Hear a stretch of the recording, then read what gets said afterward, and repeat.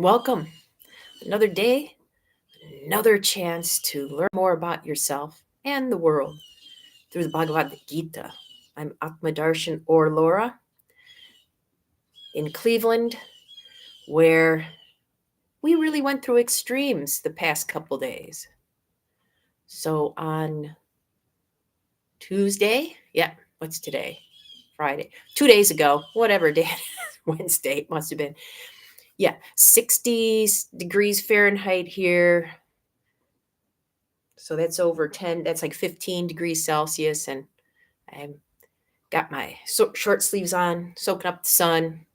The next day, some snow starts. And then last night, those of us here in the snow belt got a lot of snow. You see some snow behind me, but that's like nothing because it's been raining all morning. So here in Cleveland, we really go through the extremes and we get used to them. I've gone to places I've mentioned, near the equator where there are no tides and the days are the same length and the temperatures are the same. And this can give us a real insight into our journey to Samatvam, which is finding the truth of ourselves and just staying there and not letting the extremes of the world sweep us away. Why is it so hard? Well, it might be because we enjoy it. We enjoy the pendulum of life. We enjoy the ups, the downs, the highs, the lows. I've heard people say it's much better to have really loved and then be really hurt than to have never loved at all, to have just been right in that middle ground. And that's something we can really look at today. Our attachment, perhaps, to extremes. I have to say, I do like living in Cleveland because I like the extremes of the weather. I like that it gets really, not really hot, 90s Fahrenheit in the summer. And I like that it gets cold in the winter. Where in your life are you really liking those extremes to the extent where you're willing to compromise your connection to your true self over it? That's actually what chapter 17 of the Bhagavad Gita is all about. If you go through it, it's talking about, the foods we like and the way we give gifts, all these little things in our daily existence and how we choose to approach them.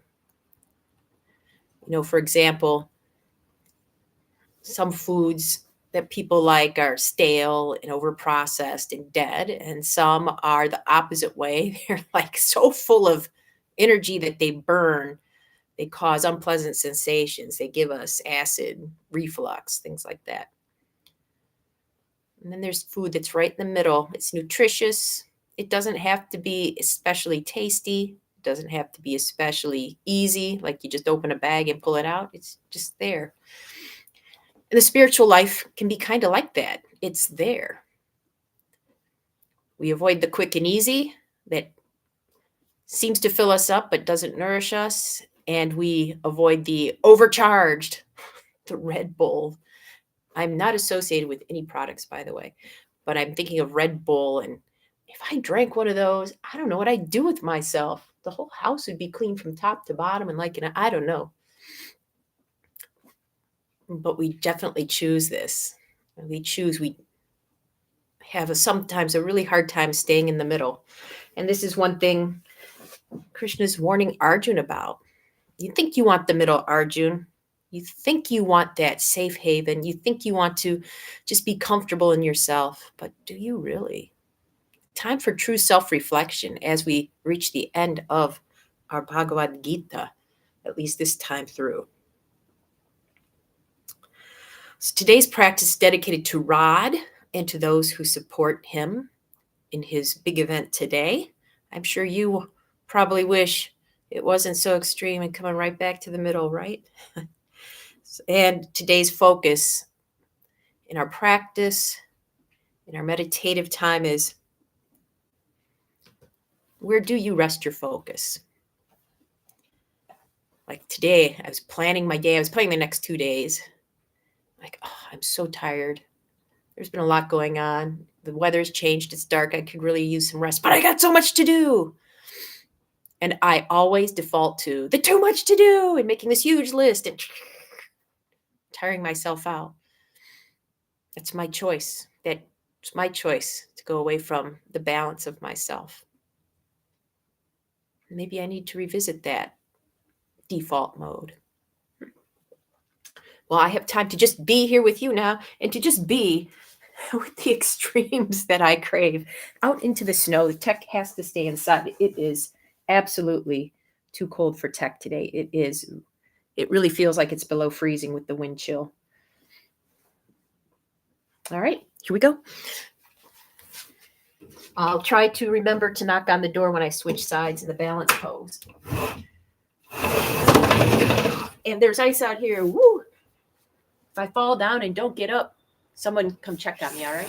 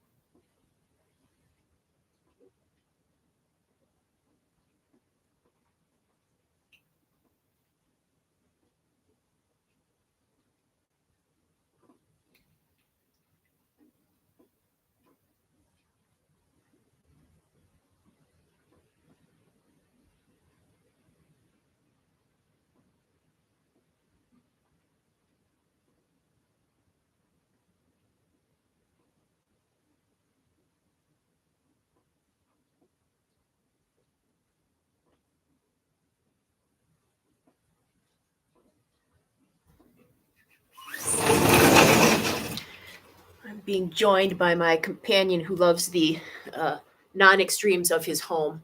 All right. So please contemplate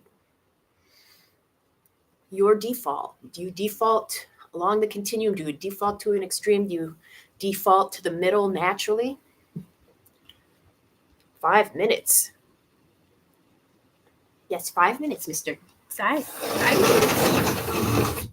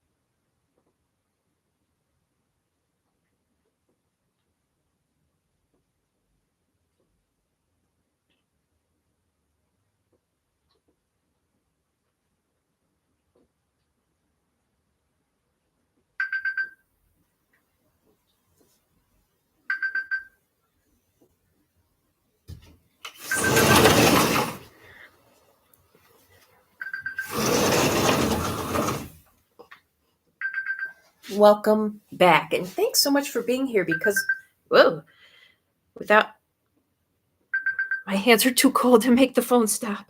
There we go. Yeah, without you, I wouldn't have had the realization I had today, which is, we think about, but if we don't go to these extremes, we can't experience life. Well, I went outside fully expecting to be cold. And what's happened from the sadhana with the temperatures, I can feel like the cold, but I'm not disturbed by it. It's very interesting. Like I'm not tensing up as much as I would or, bracing myself. And I think that's what happens if we practice enough with the extremes in life. We can feel the excitement, but it doesn't put us into turmoil. We can feel the sadness, but it doesn't take us out of ourselves. We're still centered, even as we feel these extremes. I don't know that English words can express that well enough, but hopefully you get my idea.